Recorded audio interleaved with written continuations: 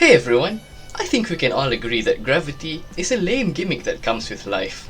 And you know what else is a lame gimmick? Talking about useless things ever so slightly related to the topic. Lots of, if not all media, rely on gimmicks to sell. The video game industry has stuff like motion controls and portable gaming. Smartphone industry has stuff like foldable phones, and of course, the Ultra franchise has gimmicks too. The term gimmick is almost always used in a negative light, as a catch-all term for newly introduced flashy features, or just unnecessary additions to a show to make it more marketable.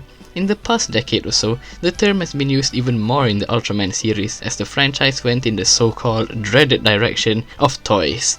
Except the series has always been selling many kinds of toys. I've heard many claim the Ultraman franchise has become worse because of those gimmicks. But before that, let's define the term. A gimmick by definition is a trick or device intended to attract attention, publicity, or trade.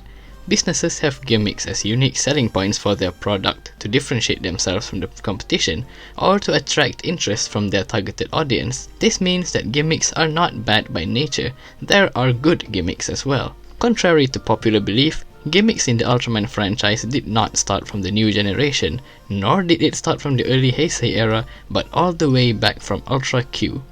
Now you see here, Ultra Q itself is a gimmick. Selling itself on the notion of Twilight Zone and X-Files meets Kaiju, its own gimmick was offering tokusatsu, or special effects in Japanese, genre shows in your home through your TV screen. Bringing these giant monster shows to the TV was a major draw to the series' popularity. This is the effect of a good gimmick. While the premise of Ultra Q was something unique, its successor Ultraman also brought a whole new gimmick as well, being the transforming hero, or henshin hero if you will, that fights the monster of the week, with the individual enemies all having their own gimmicks too, like Neronga's invisibility and Dada's 3 faces. The tokusatsu series will always have gimmicks. On the character Ultraman himself, his specium ray is an obvious one, and his own major gimmick was his color timer that flashes after 3 minutes. Gimmick at first? Yes, because they wanted something flashy to set up the attention, but later became a staple of the franchise. This is also a good gimmick. You see, gimmicks are usually experimental. When trying to draw in an audience with something new and innovative, the results are never guaranteed. When a gimmick does work well, it would later be inducted into a series staple, a core part of the experience. For Ultraman, this was the color timer, the attack teams, the specium rays, the Ultra Brothers, and later type changes, power-ups and fusions too. Yes, another type of a major gimmick was type change, which was introduced in Ultraman Tiga. Now this definitely fits in with what many associate gimmicks with toy sales, because the 3 types were essentially designed to sell more merchandise from Bandai. Some older fans definitely didn't like it at first, however it was integrated really well in the show, brought nice mix-ups to fight scenes and helped Bandai make some money, so it and its variations continued to make its way into every early Heisei show. Except this one.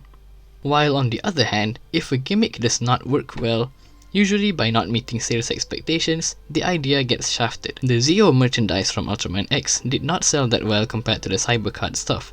Apparently Ultraman X merchandise sales did worse than Ginga S merchandise too.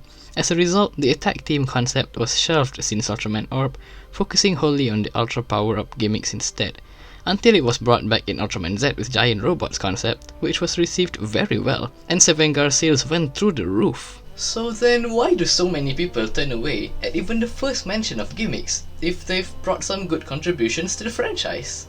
Like, when you talk about modern Ultraman, some people would go, "Oh, it's all about the gimmicks now, aren't they? The series is bad now." Some have even said that Ultraman has become bad since they gave them swords. Really?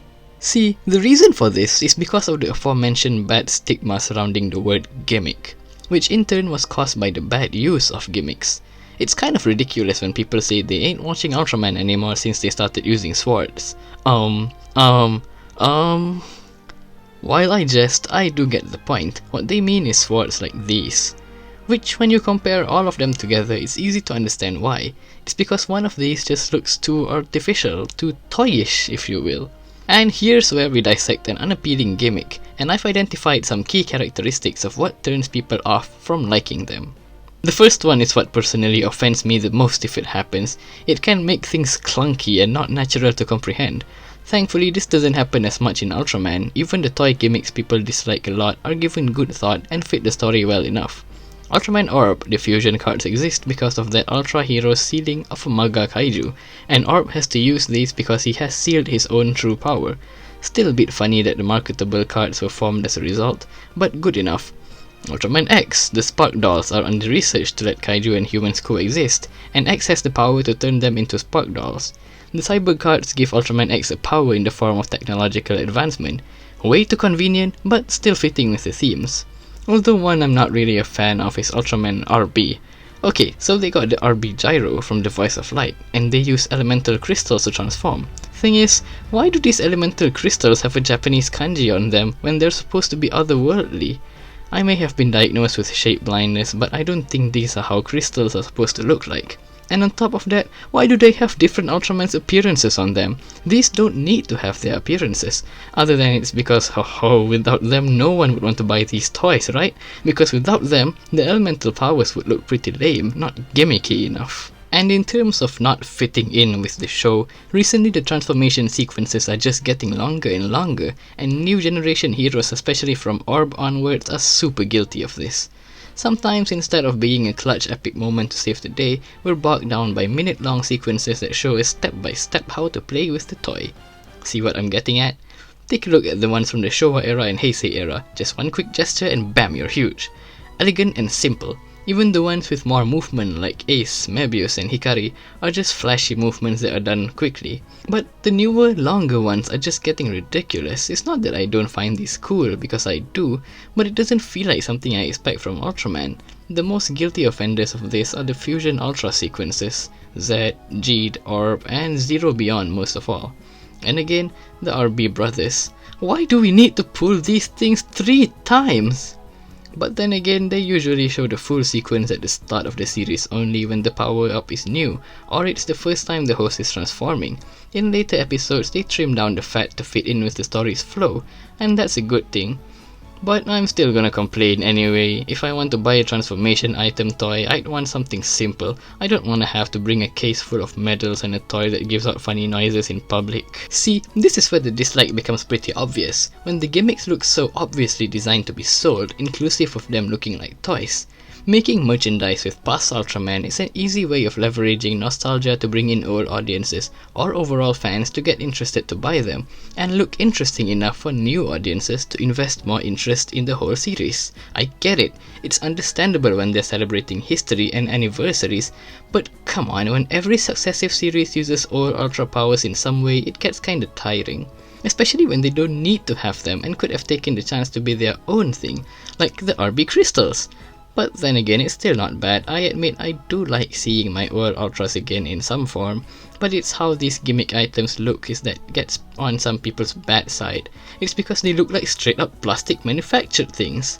Compare the Beta Capsule, the Cosmo Plug, the Spark Lens, the Bright Stick with the Z Riser or Orb Caliber, and look me in the eye and tell me which of these look natural as relics. That's not to say they look bad. The Taiga Spark, in my opinion, is genuinely one of the coolest looking transformation devices from the Ultra series.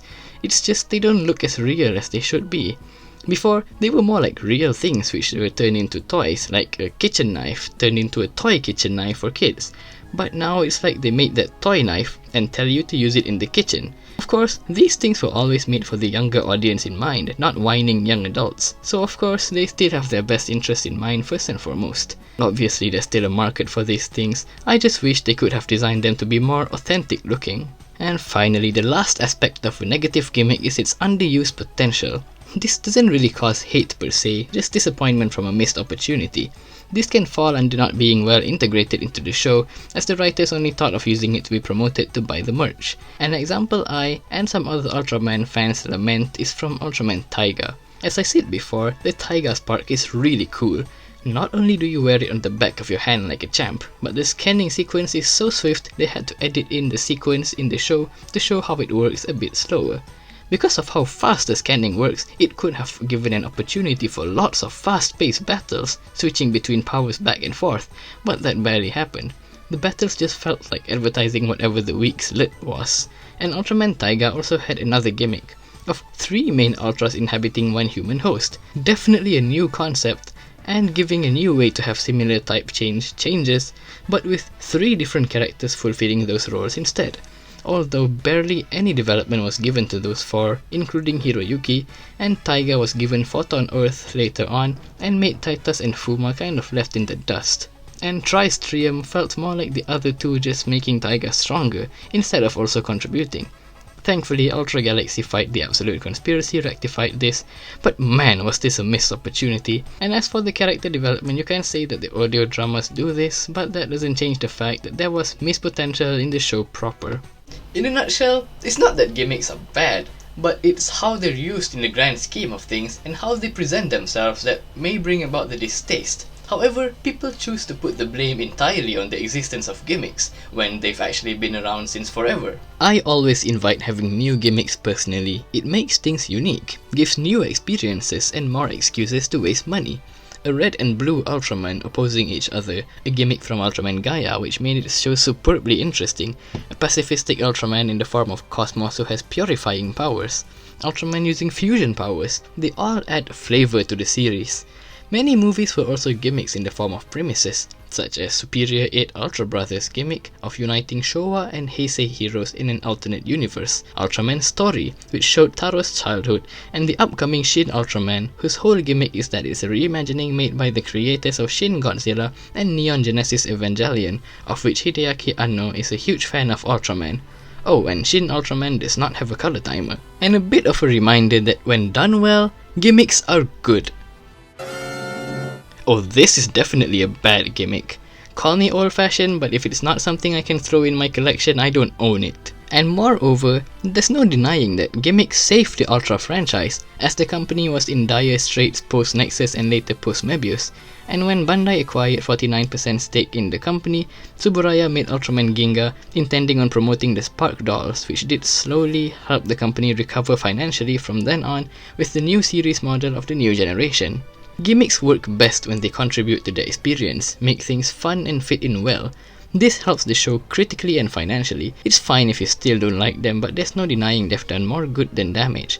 Therefore, I think it's safe to say that gimmicks really are vital to the franchise, and the current take on doing these things won't be going anywhere anytime soon. I look forward to seeing what else the guys in Tsuburaya have in store for us, and on the store shelf, starting with Ultraman Trigger and beyond. Well, looks like the sales data just came in. Gravity really isn't selling well. We're gonna have to think even more outside the box for our next gimmick. Okay, let's do this one. Hey everybody, gimmicks are terrible! And here's why people like them!